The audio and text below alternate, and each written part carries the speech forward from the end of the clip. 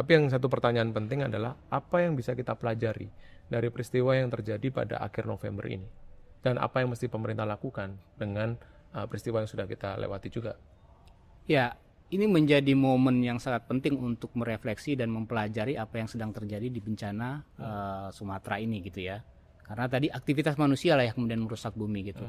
Apa aktivitas manusia itu adalah aktivitas ekonomi yang hanya mementingkan ekonomi, mengeksploitasi.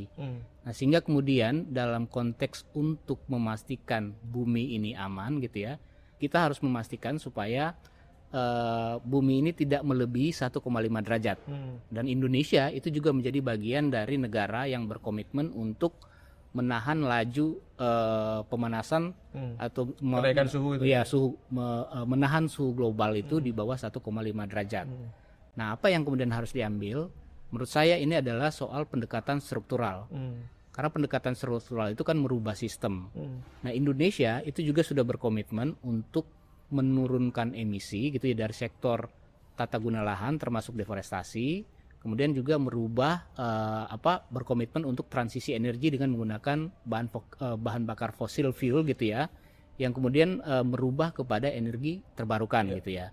Karena kalau kemudian ini tidak dilakukan oleh Indonesia, kita menambah emisi dari sektor deforestasi gitu ya, yang kemudian itu juga akan berbalik ke kita.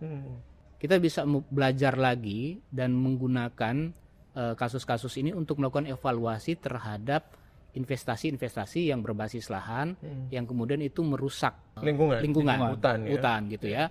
Nah, itu sudah harus dihentikan. Jadi sebenarnya kita kemudian bisa mendorong pembangunan atau model ekonomi kita itu yang memang berkelanjutan gitu.